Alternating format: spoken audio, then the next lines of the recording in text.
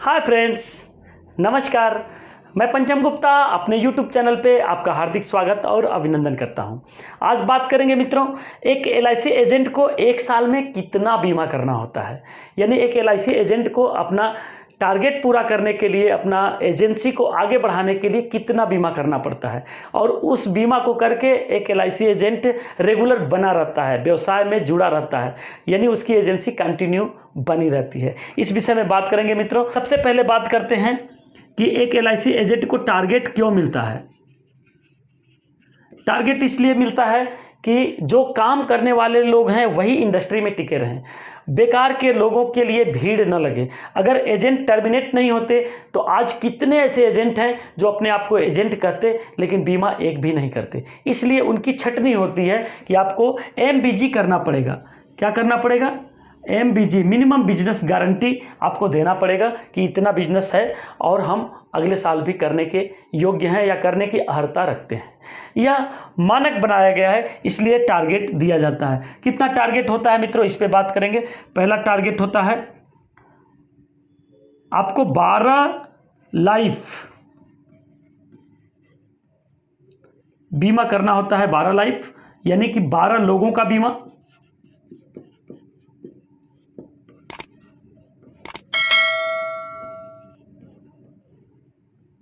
बारह लोगों का बीमा, ये पहला टारगेट होता है। सबसे पहले तो हम समझते हैं कि एमबीजी कब से कब तक करना होता है।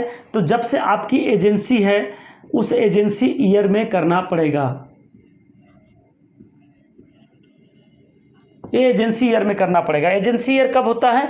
सपोज दैट अगर किसी ने 10 जून का एजेंसी लिया है, 10 जून 2022 का, तो उसको जून पूरा महीना मिल जाएगा और 2023 तक उसको पूरा महीने टारगेट पूरा करने का समय मिल जाएगा।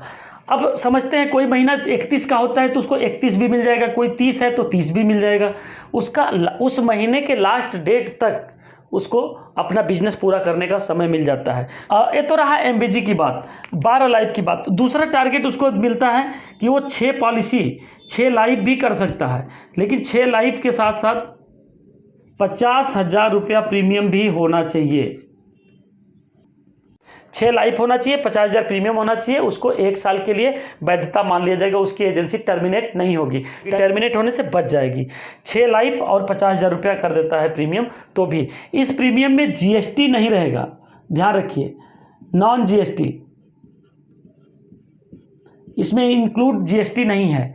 तो यानी 50,000 और लगभग 2-3 हज़ार जीएसटी होगा, तो 52-53 हज़ार अगर वो कर देता है तो उसका ये टारगेट पूरा हो जाता है एमबीजी का। तीसरा टारगेट मिलता है, कोई ऐसे भी एजेंट होते हैं जो कई बीमा नहीं बेचते हैं लेकिन एक ही बीमा बेचते हैं और एक बीमा में उनको 1 लाख रुपये से ज़्यादा प्रीमियम अर्जित कर लेते हैं बगैर जीएसटी के। 1 लाख रुपये से ज़्यादा, समझिए बात को, इसमें जीएसटी 1 लाख में नहीं होगा। एक ही पॉलिसी बेचा, 1 लाख रुपया प्रीमियम दे दिया, बगैर जीएसटी के 1 लाख रुपया प्रीमियम देने के बाद उसका 1 साल का एमबीजी पूरा हो जाता है और 1 साल के बाद वह फिर दोबारा दूसरे साल बीमा करने के लिए योग्यता रखता है और अर्हता रखता है, क्योंकि उसने तीनों में से किसी एक टारगेट को, या तो इसको कर लीजिए, या तो इसको कर लीजिए, या तो इसको कर लीजिए, तीनों में से कोई एक टारगेट पूरा करते हैं, आपकी एमबीजी पूरी हो जाती है। एजेंसी ईयर में करना होता है। इसमें अप्रैल से लेकर मार्च तक का फाइनेंशियल ईयर का कोई सिस्टम नहीं है। इसमें आपने जिस महीने एजेंसी लिया उस महीने से लेके अगले साल के उस महीने तक आपको पूरा टाइम 365 दिन से कुछ ज़्यादा ही मिल जाता है।